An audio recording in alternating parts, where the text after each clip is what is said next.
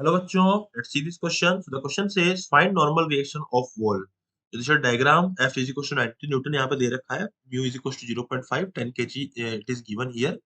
So first of all, we will write the key concept that will be used here in this question.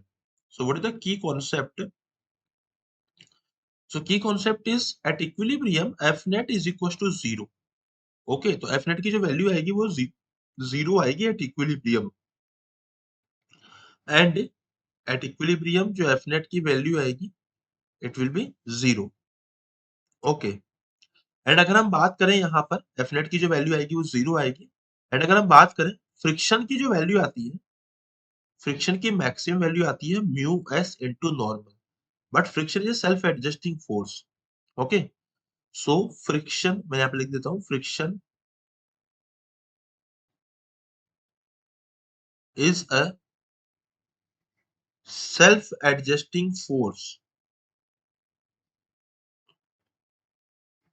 ठीक है, तो friction जो होता है हमारा वो सेल्फ एडजस्टिंग फोर्स होता है.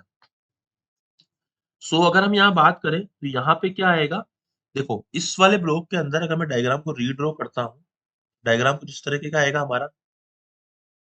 10 kg, F is equals to 90 newton and mu की जो वैल्यू आएगी इट इज 0.5 न्यूटन. तो फ्रिक्शन की मैक्सिमम वैल्यू कितनी आएगी?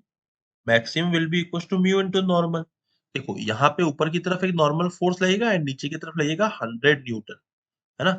तो मैं यहाँ पे कह दूंगा 1 सेकेंड, ये इसको हम लोग नॉर्मल कह देंगे एंड दिस इज 100 न्यूटन जो कि मैंने डायग्राम में बनाया है यहाँ पे. ठीक है, सो म्यू की जो वैल्यू है इट इज 0.5 इनटू नॉर्मल की वैल्यू आएगी 100.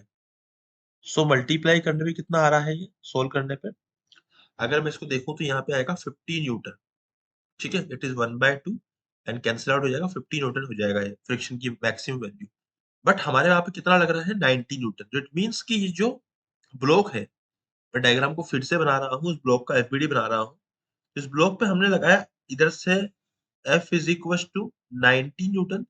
इस ब्लॉक पे इधर से लगेगा नॉर्मल फोर्स, लेकिन इस ब्लॉक पर इधर की तरफ जो फ्रिक्शन लग रहा है उसकी वैल्यू आ रही है 50 न्यूटन.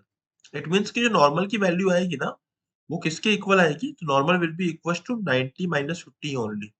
क्योंकि रिक्वायरमेंट कितनी है 40 नॉर्मल की, 40 न्यूटन की ही रिक्वायरमेंट है. so 40 newton is the final answer. Option number 3 is the final answer. I hope you understood it well. Best of luck.